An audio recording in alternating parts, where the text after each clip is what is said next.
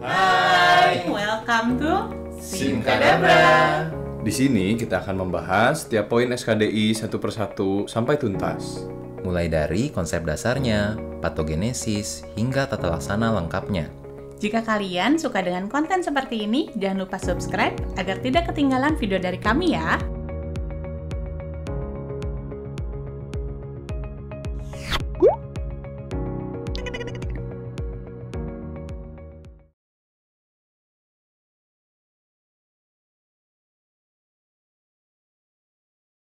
Hari ini kita bakal bahas tentang Bell's palsy yang SKDI-nya 4. Berarti kita harus tahu dari awal penyakit sampai ke pemberian obatnya.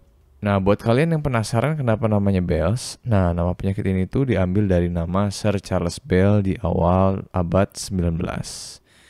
Dari definisinya sendiri, penyakit ini merupakan kejadian yang akut, sifatnya unilateral, lalu paralisis sarafnya fasial tipe LMN yang secara gradual itu mengalami perbaikan pada 80-90% kasus. Nah, maksudnya tadi kejadian akut itu, dari awal munculnya gejala sampai mencapai puncak itu hanya membutuhkan waktu kurang dari 48 jam. Nah, sedangkan untuk onset, itu penting untuk ditanyakan karena biasanya paresis ini tidak akan memburuk sampai hari ke-7-10. Keluhan subjektif dari pasien itu biasanya muncul karena kelemahan dari nervus 7 atau facialis.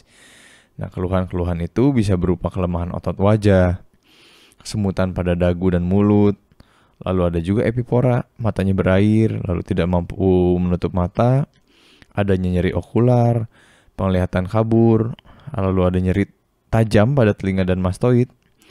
Lalu juga ada keluhan hiperakusis. Nah, itu pasien merasa sakit atau menjadi sensitif saat mendengar suara yang seharusnya normal didengar oleh orang lain. Lalu juga ada perubahan pengecapan. Lalu ada juga peningkatan dari salivasi. Nah, sedangkan di pemeriksaan untuk mengetahui adanya kelumpuhan otot wajah, kita bisa meminta pasien untuk tersenyum. Ya, tersenyum lebar.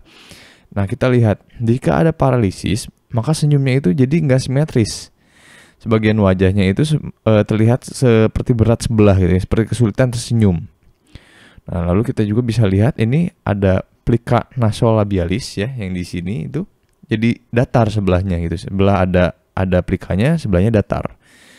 Nah, untuk membedakan dengan lesi yang sentral, kita bisa meminta pasien untuk mengangkat kedua alisnya.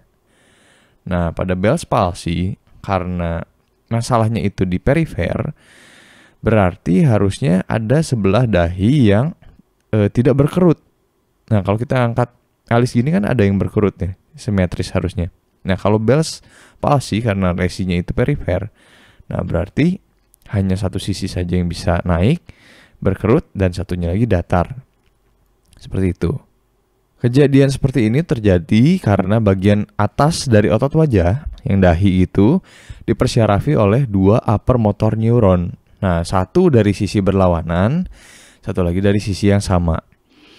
Nah, jadi jika kerusakannya itu elemen seperti Bell's palsy ini, berarti dahinya itu tidak bisa berkerut karena impuls yang harusnya sampai ke daerah dahi itu terputus di bawah itu.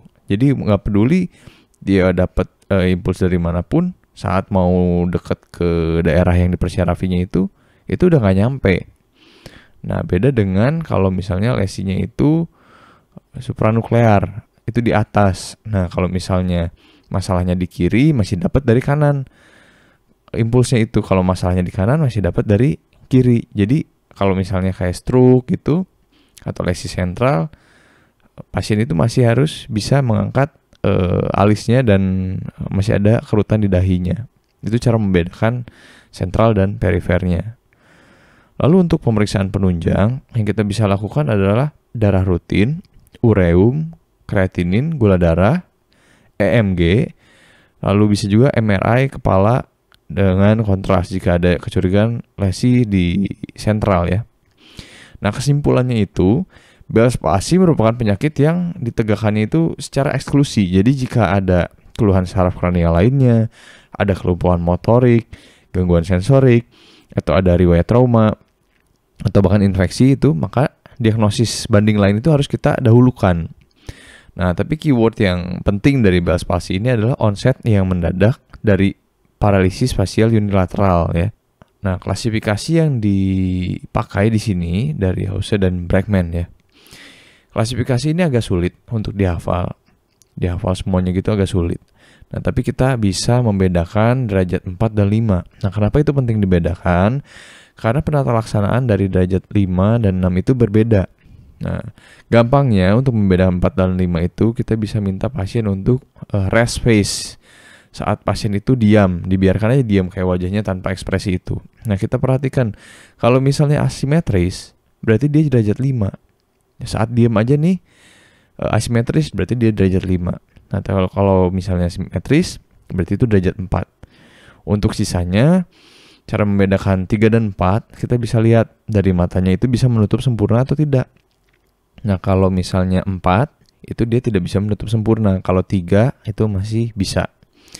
Lalu untuk membedakan 2 dan 3 itu paling mudah dengan menilai derajat fungsionalnya. Kalau 3 itu lebih asimetris ya. Kalau 2 itu lebih tidak seberat 3 gitu ya, derajat fungsionalnya. Nah, untuk tata laksana, jika ada pasien datang ke kita dengan kita curiganya Bell's palsy, maka kita harus nilai tadi ya, klasifikasinya. Nah, untuk derajat 1 sampai 4, kita bisa berikan penata laksanaan. Sedangkan untuk pasien dengan derajat 5 sampai 6, itu kita harus rujuk ke spesialis saraf. Lalu kapan lagi kita harus rujuk? Kita rujuk itu kalau misalnya setelah 2 minggu dan 4 minggu, pasiennya itu masih tidak ada perbaikan. Atau terjadi kekambuhan, atau komplikasi. Nah, itu kita rujuk juga. Pengobatan yang kita bisa berikan itu mulai dari edukasi. Edukasi supaya pasiennya itu nggak cemas, karena 80-90% penderita itu bisa kembali seperti semula. Nah, kita juga bisa ajarkan edukasi untuk melakukan latihan otot wajah. Lalu kita bisa berikan artificial tears karena ada beberapa dari klasifikasi tadi kan nggak bisa menutup sempurna. Nah, kita lindungi matanya supaya tidak ada masalah di korneanya, tidak menjadi infeksi dan lain-lain ya. Lalu untuk obat di sini kortikosteroid dan obat antivirus acyclovir. Nah, kortikosteroid itu diberikan prednison.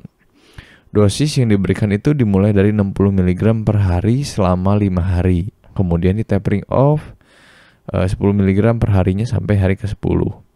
Jadi hari 1 sampai ke-5 itu 60 mg. Lalu ke-6 itu jadi 50, ke-7 jadi 40, ke-8 jadi 30, sampai hari ke-10 itu tinggal 10 mg. Nah, dosis ini kami dapatkan di NCBI, sedangkan di PPK dosisnya sama. Nah, kayak prednisonnya 60 mg, tapi diberikannya itu selama 6 hari, baru di tapering off di hari ke-7 sampai ke-10. Nah, itu teman-teman sesuaikan saja jawabannya. Ada yang 60 mg sampai hari ke-5 lalu tapering off. Lalu juga ada yang prednison 60 mg 6 hari lalu tapering off sampai hari 10. Lalu obat antivirusnya bisa diberikan acyclovir dengan dosis 5 kali 400 mg selama 10 hari. Nah, bila dicurigai ada infeksi varicella zoster, kita bisa berikan 5 kali 800 mg. Sekian pemaparan kami tentang Bell's palsy. Semoga video ini bisa berguna buat teman-teman. Kalau ada pertanyaan atau ada materi yang sedikit berbeda, kita bisa share di kolom komentar. Jangan lupa subscribe dan like videonya. Thank you.